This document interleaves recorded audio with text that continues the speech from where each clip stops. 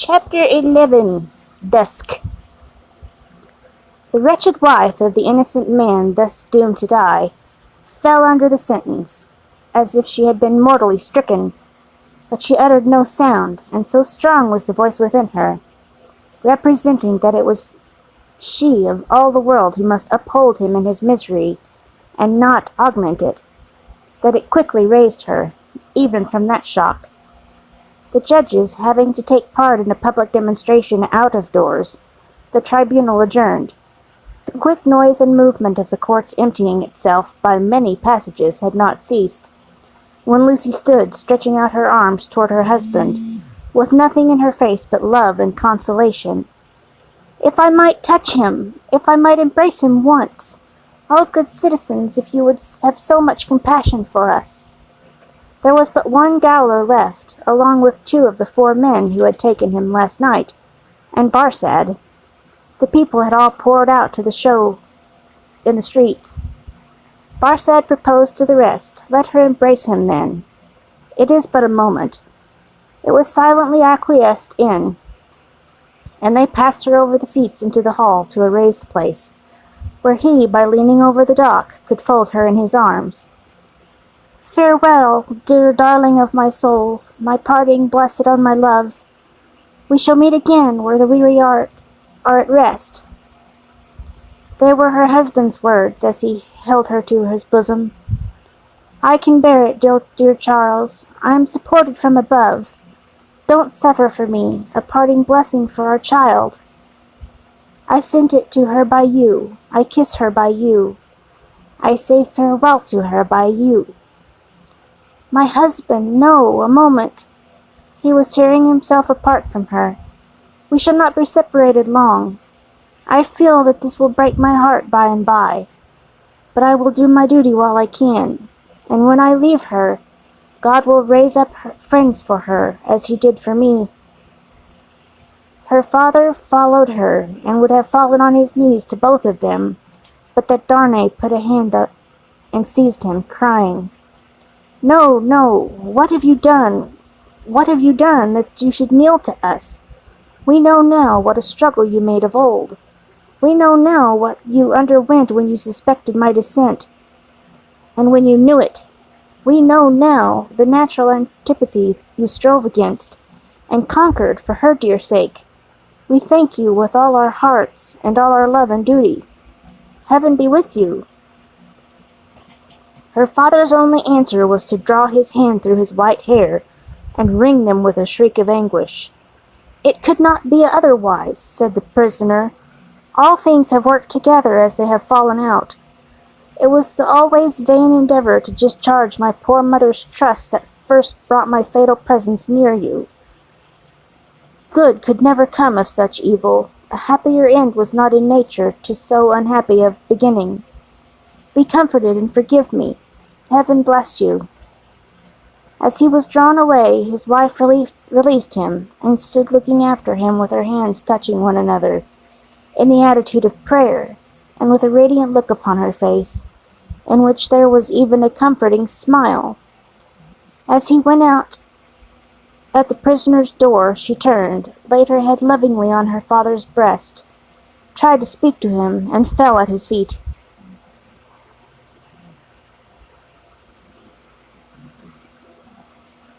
Then, issuing from the obscure corner from which he had never moved, Sidney Carton came and took her up.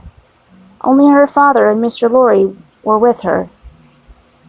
His arm trembled as it raised her and supported her head, yet there was an air about him that was not all of pity, that had a flush of pride in it. "Shall I take her to a coach? I shall never feel her weight." He carried her lightly to the door, and laid her tenderly down in a coach. Her father and their old friend got into it, and he took his seat beside the driver. When they arrived at the gateway where he had paused in the dark not many hours before, to picture to himself on which the rough stones of the street her feet had trodden, he lifted her again and carried her up the staircase to their rooms. There he laid her down on a couch, where her child and Miss Pross wept over her. "Don't recall her to herself," he said softly to the latter. "She is better so. Don't revive her to consciousness while she only faints." "Oh, Carton, Carton, dear Carton!" cried little Lucy, springing up and throwing her arms passionately round him in a burst of grief. "Now that you have come, I think you will do something to help Mamma, something to save Papa. Oh, look at her, dear Carton. Can you, of all the people who love her, bear to see her so?" He bent over the child and laid her blooming cheek against his face. He put her gently from him and looked at her unconscious mother. "Before I go," he said, and paused, "I may kiss her?" It was remembered afterward that when he bent down and touched her face with his lips, he murmured some words. The child who was nearest to him told them afterwards, and told her grandchildren when she was a handsome old lady that she heard him say, "A life you love." When he had gone out into the next room, he turned suddenly on Mr. Lorry and her father, who were following, and said to the latter, "You had great influence but yesterday, Dr. Manette. Let it at least be tried. These judges and all the men in power are very friendly to you, and very recognizant of your services, are they not? Nothing connected with Charles was concealed from me. I had the strongest assurances that I should save him, and I did." He returned the answer in great trouble, and very slowly. "Try them again. The hours before this and tomorrow afternoon are few and short, but try." "I intend to try. I will not rest a moment." "That's well. I have known such energy as yours do great things before now. Though never," he added, with a smile and a sigh together, "such great things as this. But try. Of little worth of life is when we misuse it. It is worth that effort. It would cost nothing to lay down if it were not." "I will go," said Dr. Manette, "to the prosecutor and the president straight, and I will go to others whom it is better not to name. I will write, too, and— But stay! There is a celebration in the streets, and no one will be accessible until dark." "That's true.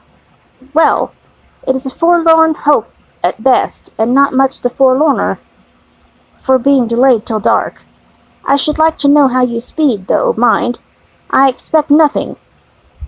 When are you likely to have seen these dread powers, Dr. Manette?"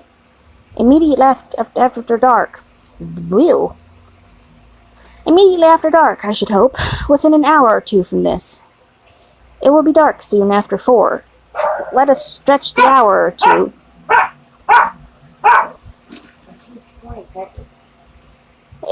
Sorry about that, it was the flippin' dogs. "It will be dark soon after 4. Let us stretch the hour or two. If I go to Mr. Lorry's at 9, shall I hear what you have done, either from our friend or from yourself?" "Yes. May you prosper." Mr. Lorry followed Sidney to the outer door, and, touching him on the shoulder as he was going away, caused him to turn. "I have no hope," said Mr. Lorry in a low and sorrowful whisper. "Nor have I. If any one of these men, or all of these men, were disposed to spare him, which is a large supposition, for what is his life, or any man's to them, I doubt if they durst spare him after the demonstration in the court. And so do I. I heard the fall of the axe in that sound." Mr. Lorry leaned his arm upon the doorpost, and bowed his face upon it. "Don't despond," said Carton very gently. "Don't grieve.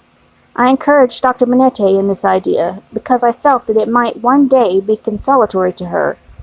Otherwise she might think his life was wantonly thrown away or wasted, and that might trouble her."